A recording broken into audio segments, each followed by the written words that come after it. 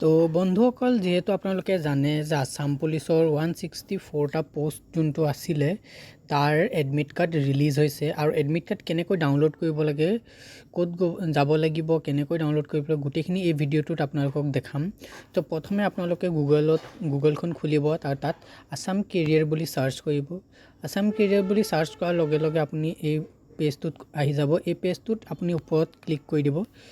click কৰাৰ লগে লগে আপোনালোকৰ এনেকুৱা পেজ এখন খোল খাব আপোনালোকে ইয়াত ওপৰতে চাবলৈ পাইছে ইয়াত আসাম পুলিচ এডমিট কাৰ্ড দিয়া আছে ইয়াত আপোনালোকে ক্লিক কৰি দিব ক্লিক কৰাৰ লগে লগে এনেকুৱা কিছুমান এৰিব ইয়াত আপুনি ক্লোজ কৰিব লাগিব ক্লোজ কৰি দিব ক্লোজ কৰাৰ লগে লগে আপোনালোকে স্ক্ৰল ডাউন কৰিব লাগিব আৰু তলত আহি যাব লাগিব আৰু ইয়াত আপোনালোকে যেহেতু চাবলৈ পাইছে আসাম পুলিচ এডমিট কাৰ্ড এইটো আপোনালোকৰ এক্সাম হৈ গ'ল আৰু আপোনালোকৰ কনষ্টেবলৰ এবি এডমিট কাৰ্ডখন আপোনালোকে ডাউনলোড কৰিবলৈ হ'লে আপুনি ইয়াত ক্লিক হিয়াৰত ক্লিক কৰিব লাগিব তাৰপিছত এনেকুৱা আপোনালোকৰ ইণ্টাৰফেচ এখন খোল খাব আপোনালোকে ইয়াত চাবলৈ পাইছে ই admit card for physical standard test PST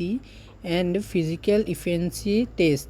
আপোনালোকে ইয়াত 164টা পোষ্ট আছে কনষ্টেবলৰ কাৰণে কমাণ্ডো বেটেলিয়নৰ আপোনালোকে ইয়াত আপুনি নিজৰ এপ্লিকেশ্যন আইডিটো নহবা আপোনালোকৰ ফোন নম্বৰটো আপোনালোকে ইয়াত মাৰিব লাগিব মই আপোনালোকক দেখাই দিছোঁ ইয়াত ধৰি লওক মই নিজৰ ফোন নম্বৰটো মাৰিছোঁ আৰু লগতে আপোনালোকৰ নিজৰ ডেট অফ বাৰ্থটো মাৰিব লাগিব আৰু ডেট অফ বাৰ্থটো আপোনালোকে শুদ্ধকৈ মাৰিব লাগিব তেতিয়া আপোনালোকে এডমিট কাৰ্ডখন ডাউনলোড কৰিবলৈ পাৰিব ইয়াত মই আপোনালোকক এইটো দেখাই দিছোঁ নিজৰটো খুলি মেলি ইয়াত মই ডেট অফ বাৰ্থ মাৰিলোঁ আৰু মোবাইল নম্বৰটো মাৰি দিলোঁ আপোনালোকে এপ্লিকেশ্যন আইডি দিও খুলিব পাৰিব আৰু ইয়াত আপোনালোকে লগইন কৰি দিব লগইন কৰাৰ লগে লগে আপোনালোকৰ এনেকুৱা ইণ্টাৰফেচ এখন খোল খাব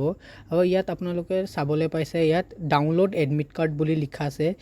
চিম্পলি ইয়াত আপুনি ডাউনলোড হিয়াৰ বুলি কৰি দিব ডাউনলোড কৰাৰ লগে লগে আপোনাৰ এডমিট কাৰ্ডখন এনেকুৱাকৈ আহি যাব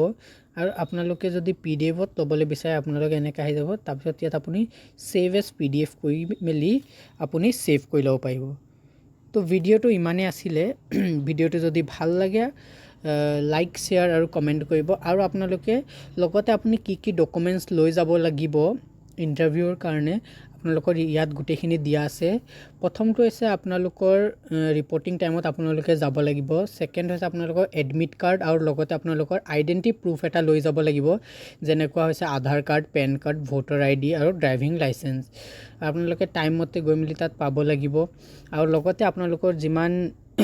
সাৰ্টিফিকেটবোৰ আছে যেনেকৈ সাৰ্টিফিকেট অফ প্ৰুফ এজ মানে এডমিট কাৰ্ডখন বা আপোনালোকৰ HSLC মাৰ্কশ্বিটখন লৈ যাব লাগিব পাছ সাৰ্টিফিকেট ল'ব লাগিব এমপ্লয়মেণ্ট এক্সচেঞ্জ ৰেজিষ্ট্ৰেশ্যন কাৰ্ডখন ল'ব লাগিব কাষ্ট সাৰ্টিফিকেট ল'ব লাগিব আপোনালোকে এইবোৰ বস্তু লগতে লৈ যাব আপোনালোকৰ নিজৰ লগত তো থ্যাংক ইউ